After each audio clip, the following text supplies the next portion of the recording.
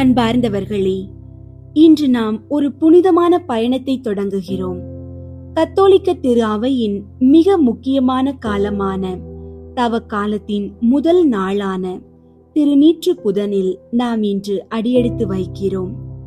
மனிதனே, நீ மண்ணாயிருக்கிறாய், மண்ணுக்கே திரும்புவாய் என்ற எச்சரிக்கை வாசகத்தோடு நம் நெற்றியில் திருநீறு பூசப்படும் போது அது நம்முடைய நிலையற்ற வாழ்வை நமக்கு நினைவூட்டுகிறது. இந்த உலகம் தரும் இன்பங்களும் செல்வங்களும் நிரந்தரமானவை அல்ல. இறைவனை சார்ந்திருப்பதே நிலையான பேறு என்பதை இன்றைய சிந்தனை நமக்கு வலியுறுத்துகிறது. திரு குடும்பத்தின் ஒவ்வொரு உறுப்பினரும், அன்னை மரியா, யோசேப்பு, பாலன் இயேசு, இறைவனை மட்டுமே தங்கள் வாழ்வின் முழு முதற் கடவுளாக கொண்டு வாழ்ந்தனர். இந்த 40 நாட்கள் தவ காலத்தில் நம்முடைய பாவங்களை உணர்ந்து உள்ளத்தை தூய்மைப்படுத்தி மீண்டும் இறைவனிடம் திரும்புவதற்கான ஒரு பொன்னான வாய்ப்பு நமக்கு கிடைத்துள்ளது.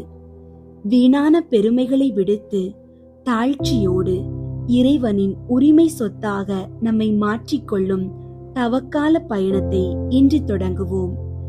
இன்றைய நாளுக்கான இறை வார்த்தை திருப்பாடல்கள் 33ஆம் அதிகாரம் 12ஆம் இறை வார்த்தை. ஆண்டவரை தன் கடவுளாக கொண்ட இனம் பேறு பெற்றது. அவர் தமது உரிமை சொத்தாக தெரிந்தெடுத்த மக்கள் பேறு பெற்றோர். ஜெபிப்போம். எங்களை அன்பு சுவடுகளால் வழி நடத்தும் அன்பு தந்தையே இறைவா, இந்த புனிதமான தவ காலத்தின் முதல் நாளுக்காக உமக்கு நன்றி கூறுகிறோம்.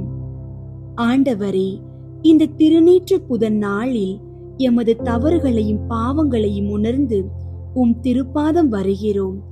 நீர் எங்களை தெரிந்தெடுத்த உமது உரிமை சொத்து என்பதை நாங்கள் அடிக்கடி மறந்து உலக போக்கின்படி வாழ்ந்து விட்டோம். எமது கடினமான இதயங்களை இன்று மாற்றி அருளும்.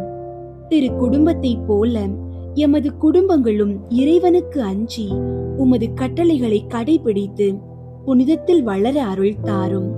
எமது நெற்றியில் பூசப்படும் சாம்பல் எங்களுடைய அகந்தையை அழித்து எங்களை உமது பாசத்திற்குரிய பிள்ளைகளாக மாற்றட்டும்.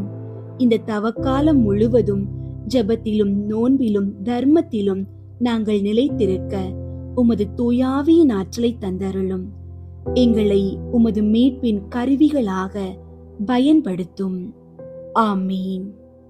அன்பார்ந்தவர்களே, இந்த தவக்காலம் உங்கள் வாழ்வின்